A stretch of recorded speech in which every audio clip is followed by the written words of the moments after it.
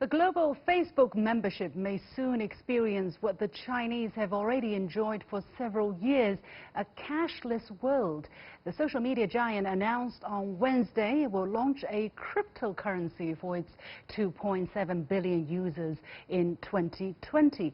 The digital coin, named Libero, is expected to enable users to make digital payments via Facebook's own apps and WhatsApp, bypassing the traditional banking system. How risky is Facebook's ambitious plan, and how could it revolutionize financial transactions worldwide? Joining me for the discussion in the Beijing studio are Qu Qiang, Assistant Director of the International Monetary Institute at Renmin University of China, and Harvey Zodin, a Senior Fellow at the Center for China and Globalization. Gentlemen, welcome to the show. First of all, do a little bit of popular science here. How will the Libero system work here? Mr. Qu. Well, it's a perfectly designed crypto coin. I believe, the popularity of the Bitcoin probably gave a lot of people, basic teachings and briefings about what cryptocurrency is. Libero is a very different designed cryptocurrency. It's perfect and anchored to the fiat money, anchored to the US dollar or something, so make it stable. And it doesn't require the mining, so we can save a lot of power. So basically try to cover up all the flaws which previous cryptocurrencies might exist. But it's perfectly designed, in my opinion. It will be a perfect design failure. It won't work. Okay. Tell us a bit about that in just a moment. But Harvey, how would such a cryptocurrency, how would the Libero make life different for Facebook users? Well, there's 2.38 billion people there, and so there are 1 billion people in the world who are unbanked but have mobile phones. It would allow them to be able to very easily transfer funds if they were Facebook members between members. However, it's a work in progress, and while the professor is correct that it's designed well, at the beginning it's just going to be a kind of peer-to-peer, person-to-person transfer. What we have in China already and have had for several years, as you pointed out, with WeChat, they won't have for a while. You won't be able to pay bills and things like that for some time. But why does Facebook want to launch this program at this moment? What kind of benefits will it bring Facebook, and why does it believe that it's well positioned to have a successful trial, at least, with this cryptocurrency? Mr. Qu. Well, for all the multinationals, especially the tech giants, they do have the demand as in their daily operations. So just imagine, you have a company, you have the exposure in all kinds of countries, probably all over the world, and different customers from different countries will buy probably similar products, like to buy a emoji, or buy some pictures, or buy some other services. So they're going to use different currencies to pay for the services, pay the Facebook. But if you are using different currencies each time and 24/7, so there's fluctuations, and also there are capital account control from different banking systems in different countries, the legal requirement. So it's very hard for the money to travel from one country to another country, meanwhile to maintain the value stable. Therefore, they want to invent one of the cryptocurrency of their own, so everybody can use this cryptocurrency to buy the same company's same service, and they can travel freely cross-border, so it won't be controlled. So it's much easier for the daily operation. So I think the reason is totally understandable. I think there's a different reason as well, in addition to what the professor mentioned.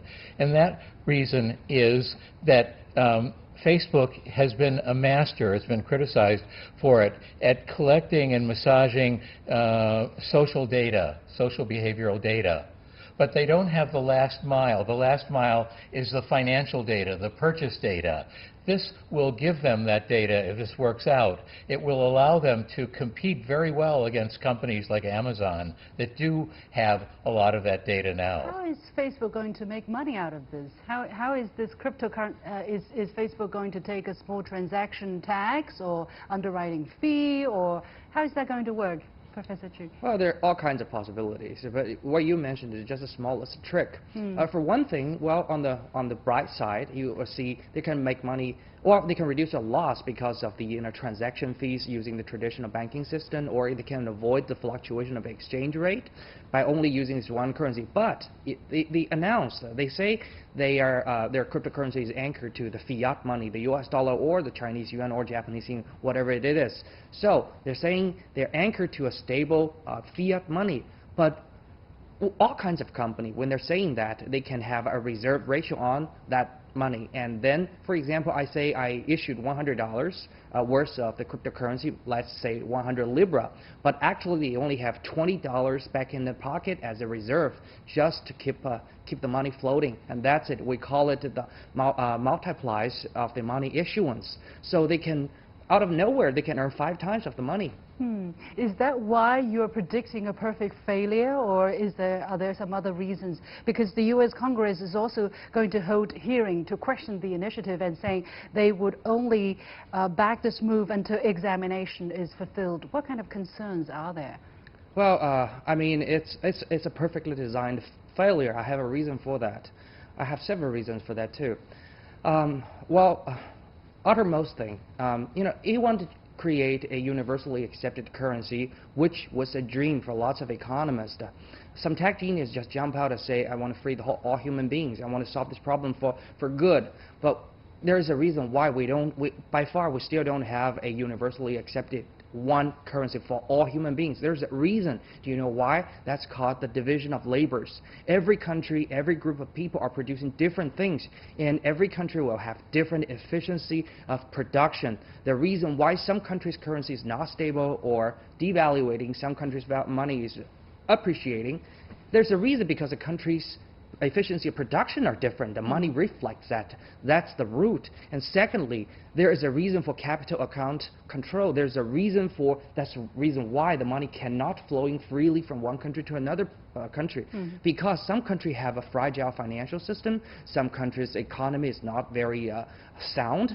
So we need this temporary measures to protect the country's economy, and also to maintain the economic orders. But are you saying Facebook just all of a sudden, or the founder of Facebook just woke up with a big dream and said, okay, let's do it? Obviously, they made some calculation, and solid calculation based on science, I hope. They very carefully thought about this. They try to plug as many holes as possible. For example, Facebook is just one member of this Libero association that each member, like Uber and some of the credit card companies, have paid $10 million each for the privilege of governing. And so it does have this servo-mechanistic control. And for the platform that Facebook is going to use, called Calibra, they're even going to guarantee that if people lose money, in most situations, they'll refund the money that was lost. However, to me, the big vulnerability in the system is that that's only for Calibra, but other people are free to open their own nodes, their own trading systems, and for them there's no control. And given the nature of blockchain, this is money that may be put in and never seen again. The history of technology is that hackers always find a way to break the system, and so it's always a cat and mouse game. I'm afraid that could happen here as well. Let's take a look at the kind of implication for China, and we already know that we Chinese don't carry notes anymore, right? We just carry our phone with a application, either with Alipay or WeChat Pay. And in terms of the percentage of people using mobile wallets, according to a survey, about 47% of Chinese phone users are likely to use digital wallet. That's compared to 42% in Norway, 24% in UK, 20% in Japan, 19% in Australia, 19% in Colombia, and 17% in the United States. So actually, at this moment, the largest market for phone online payment, let's say, or digital wallet is actually in China, but China is unlikely to join that kind of initiative, right, Mr. Chu? So how do you connect the dots here? Yes, China, I think, because we're the champion or the pioneer in the e-wallet in the whole world. So China, more than any country, to realize the problem will be brought by this e-wallet phenomenon. Let's say the daily things, for example, money laundering. How can you prevent somebody to use this anonymous money to dealing drugs or do something else? Or sometimes in very unlikely events, sometimes like power loss, blackout. See, we just have an earthquake a few days ago in Sichuan province, and suddenly the power out for like 1 hour or two. And then at that situation, if in the most urgent situation we need to pay for the services, we need to pay for the groceries, pay for the water and everything, and suddenly there's no power in people's mobile phone. Just imagine what kind of a disaster that's going to happen. But that's the same with what we're doing now. I mean, right now we're already using WeChat Pay or Alipay when there is no power. That's also dysfunctional as well, isn't it?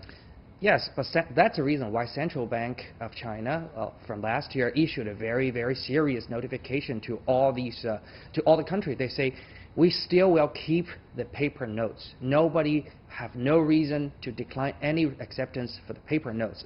That's a law. That's very serious. And you also have to remember that China bans Bitcoins, and so we don't know what China might do in this case of this cryptocurrency, but they obviously have a concern about it on many levels. What kind of competition is it going to be for Alipay and WeChat Pay if this initiative really gets rolled out, even if it might end in failure?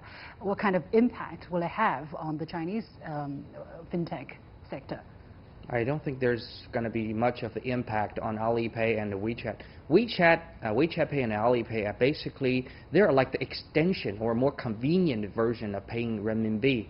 They're just following the banking regulation, following every rules and every law in China. So they're just making this paper notes to be spent easier by using the digital form.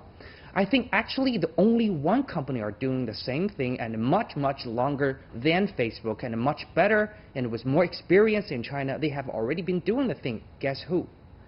Tencent, and the best crypto, well, it's not crypto coin, it's digital coin, the Q coin. We've been using that, and it's anchored to renminbi 1 yuan to 1 Q coin.